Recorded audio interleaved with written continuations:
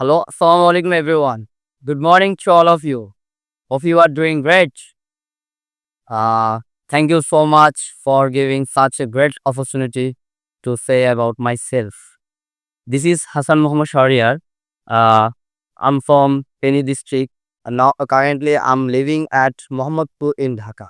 Basically, uh, basically I'm a student. Recently I have completed my diploma graduation of Department of Electrical from Kumila Polytechnic Institute. Basically, sorry, now I'm doing at Basic Plus IELTS course at English Fantasy.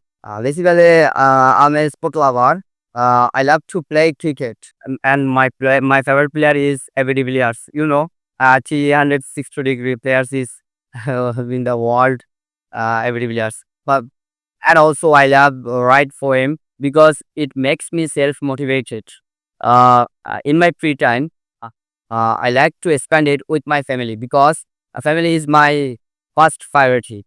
Um, if I get a long vacation, I like to I like traveling with my parents because I can share everything. I dislike smoking. I dislike bad biking. I dislike unhealthy food, and also I dislike wasting of time, wasting of money. In my future plan is to go abroad for higher education. Next goal is to